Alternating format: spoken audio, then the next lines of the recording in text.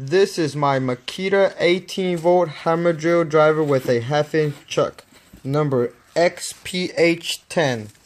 I got this kit for $100. This is a very good kit and I got it for a very good price. Let's see how it works. Also, when I bought this kit, I also got this Makita USB charger. It's a pretty good charger. It has a little belt hook so you can clip it on your belt. I decided to splurge since it was also on sale with the kit. Now the kit comes with a box, a manual, a charger, a drill, and a battery. Now just the charger alone goes for $60. It has an intercooling fan, so it's a pretty good charger. The drill, I'm pretty sure it goes for $100 to $120. And the battery with the LED indicator light goes for $100 by itself. So all in all, I got a pretty good deal. Now the star on the battery and the star on the drill just means they have smart chips so they can speak to each other, so they can get the maximum capacity for the drill and the battery. Makita was the first ones to actually come out with this technology. They were also the first ones with brushless technology, and they were the first ones to make cordless drills that actually felt like corded drills.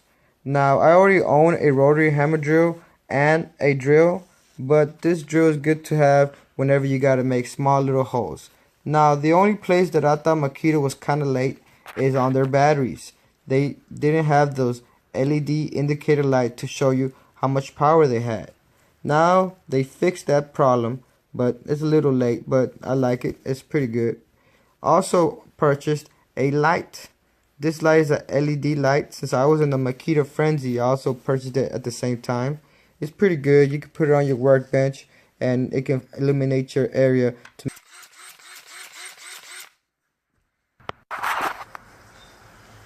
Here I got an old Makita battery. This Makita battery, I got it for free and it's been sitting on my bench for 2 years. I already know that it's gonna say not working, which it already says it right now. So what I'm going to do, I'm going to grab old stereo wire and wrap it around my terminals on my multimeter. Just don't get the two leads mixed up. Make sure you know which one's which. Now I'm going to grab my multimeter and put it to DC voltage and check this battery. Now I'm going to check this battery and check what the voltage is. And it's reading at 4.2 volts. Now I'm going to grab one of my fully charged Milwaukee batteries and I'm going to test that. Let's see how much that reads. And it says 20.2 volts. It might say 18 volts, but whenever it's fully charged it goes up to 20. That's why the watt can say 20 volt max. As you can see, I'm trying to revive this battery by hooking up the stereo wire to the terminals of the battery for the negative and the positive. Now what I'm going to do is with another battery is give it a little bit of a jolt, trying to zap it in. Do this for like about 5 seconds and then stop, and then go every other minute, not to make the battery too hot. It went up to 18 volt, but at the end it still didn't work. This is my Werner multi-purpose ladder. Now this is a very good ladder. A couple weeks ago somebody stole my other ladder just like this one, so this is why I got it. So I decided to buy me this because it cost about $100, so it's pretty good.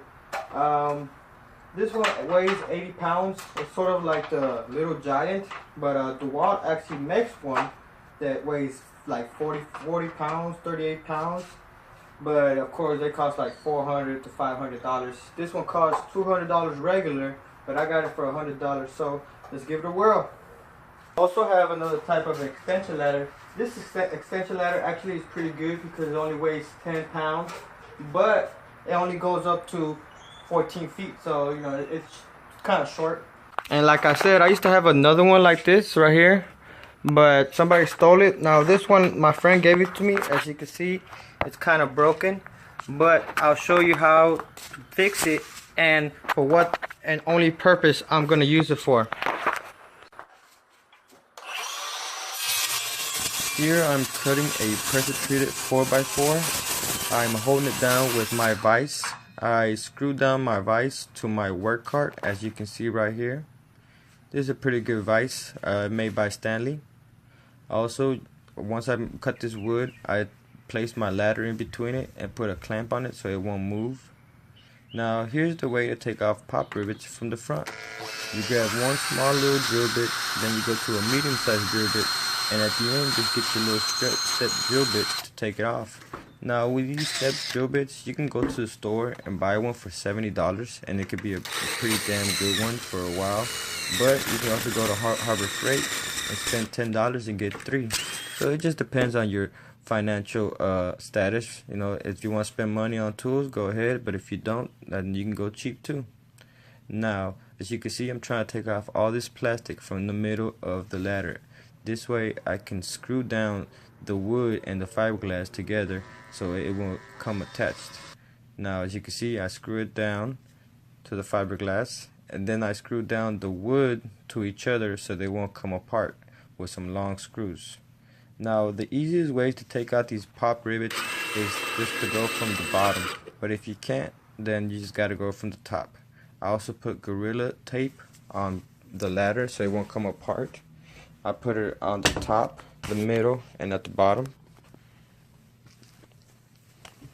Now, as you can see, this ladder has a nice little work surface at the top to put your tools on, and it has a nice little area to work at, unlike the other ladder.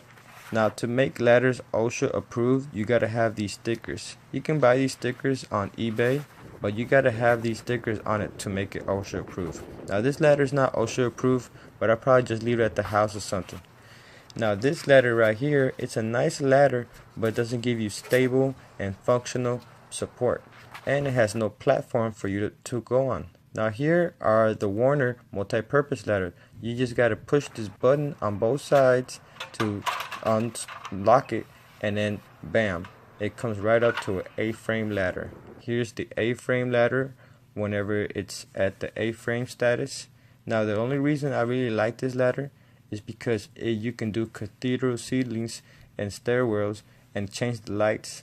So as you can see, I can extend it to different type of purposes. And here's whenever it's an extension ladder next to the other ladders. Well, with these 3 ladders, you can do a lot of work.